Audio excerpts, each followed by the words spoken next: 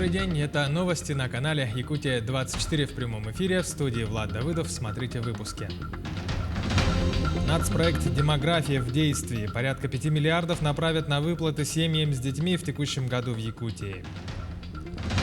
Сколько квадратов жилья построили и почему подорожали квартиры, достижения и проблемы в строительной отрасли обсудили в правительстве. Прием заявок стартовал. Деловая игра «Мэр» пройдет в столице в 9-й раз.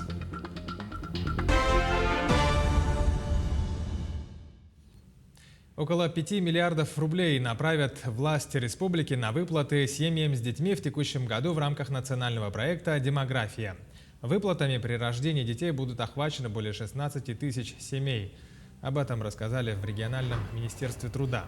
Как отметили в ведомстве, ранее выплаты получали семьи с детьми до 1,5 лет, теперь до 3 лет, пояснили в министерстве. В прошлом году выплаты получили почти 13 тысяч семей. В 2021 году общий объем средств, предусмотренных на мероприятии по национальному проекту «Демография», составит более 6 миллиардов 800 миллионов рублей.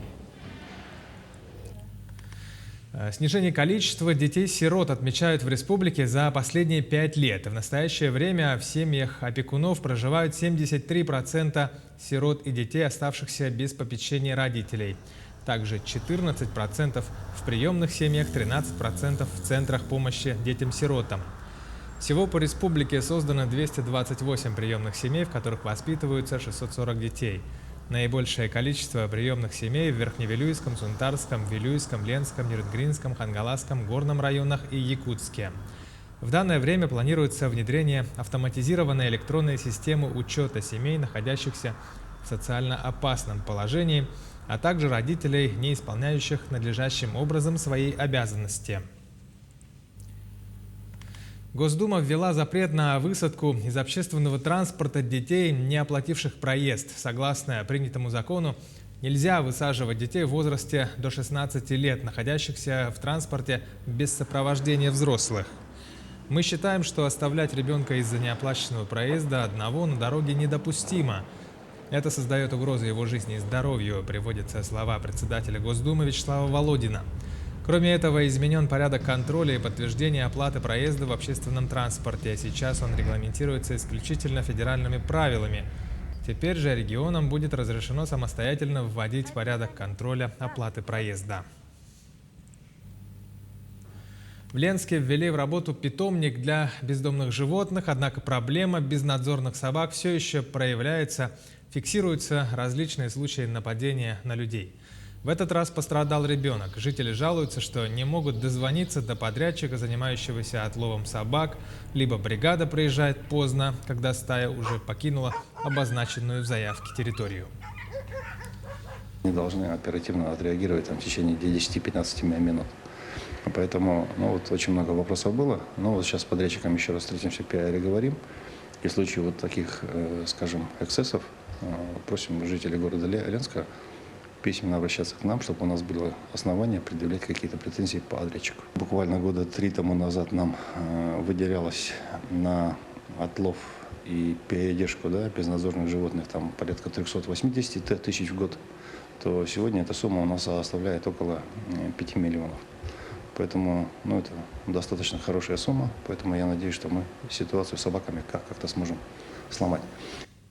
К другим темам: по всей республике за 2020 год ввели 522 тысячи квадратных метров жилья, в том числе около 295 тысяч квадратов многоквартирных домов и 227 тысяч квадратных метров частного сектора. Это 101% от запланированного плана. Об этом сообщили сегодня на совещании у первого вице-премьера Кирилла Бычкова. Что касается роста цен на жилье, то в прошлом году стоимость квартиры возросла на 32%. Сейчас, таким образом, 1 квадратный метр в первичном жилье в среднем стоит 106 тысяч рублей. Как пояснили на совещании, причина увеличения стоимости жилья – это отсутствие свободных участков земли без обременения. Также повышение цен связано с изменениями в законе, в части привлечения средств дольщиков и возросшей стоимостью строительных материалов. За январь месяц текущего года у нас всего введено 20 200 квадратных метров жилья, что значительно ниже, чем мы вели в прошлом году. Да, снижение у нас в абсолюте это порядка 18 тысяч квадратных метров.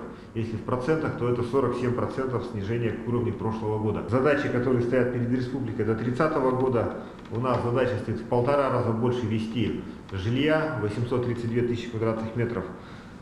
В 30 году, в 2024 году 690. В этом году члены регионального отделения Русского географического общества будут мониторить состояние прибрежных и морских экосистем моря Лаптевых и дельты Лены. Также они продолжат исследовать влияние изменений климата на состояние геосистем криолитозоны. Об итогах прошлого года и о планах на будущее говорили сегодня на заседании попечительского совета отделения РГО.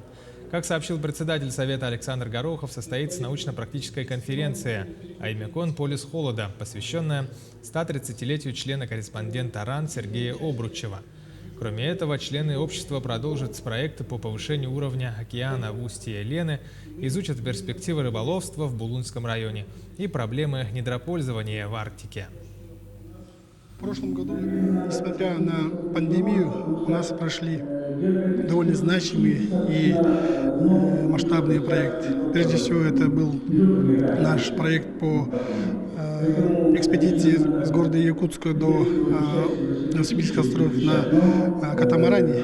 И здесь наши коллеги, наши путешественники проделали очень большой путь, почти в 3000 километров на плоту. Этот проект мы продолжим в этом году. Деловая игра «Мэр» пройдет в столице республики в 9-й раз. Первый этап, прием заявок, продлится до 26 февраля.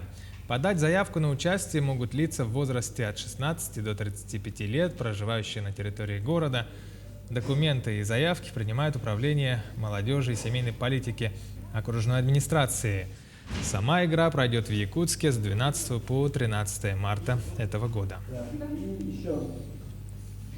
Известный нерюнгринский поэт Яков Мельник дарит свои книги учреждениям культуры и образования района. Все это в рамках акции под названием «Книга в каждый дом», рассказывает Ирина Кичигина. Около 20 лет назад Яков Игнатьевич начал свой творческий путь. Первое стихотворение, написанное им, было посвящено любимой работе. На тот момент он работал тренером в бассейне. Коллеги дали высокую оценку его творчеству, и с тех пор на сегодняшний день написано уже более 2000 книг и более 300 песен. За эти годы издано 14 книг. Издательство – дело затратное, но поэту было важно поделиться своими мыслями и переживаниями со своими земляками. Я когда в это дело втянулся, я же здесь с 1975 года, кое-какие сбережения остались были. Вот. Поэтому я где-то уже около больше 1,5 миллиона вложил своих денег личных в издание своих книг. А кроме того, у меня были постоянно спонсоры. За 20 лет в свет вышло около 5000 экземпляров. К своему 80-летию Яков Игнатьевич при содействии литературной гостиной «Встреча» Нерюнгринской городской библиотеки и Управления культуры и искусства Нерюнгринского района организовал акцию «Книга в каждый дом». Около 1000 экземпляров будут подарены Нерюнгринским учреждениям культуры и образования. Наш фонд нашей библиотеки пополнился сегодня новыми книгами. И наши читатели, я думаю, получат огромное удовольствие от прочтения этих изданий. Мы эти книги раздадим по поселениям нашим. У нас с поселением 7 библиотек, кроме районной библиотеки.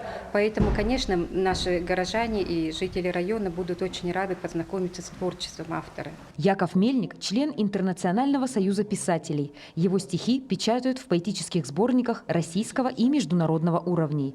Сейчас он работает еще над 2 книгами «Дорога длиной в 20 лет» и «Воспоминания бывалого», где он готов поделиться историей своего творческого и жизненного пути. Ирина Кичигина, Вадим Барашков, Нерюнгри. Таковы новости к этому часу. Оставайтесь на Якутии 24 и всегда будьте в курсе.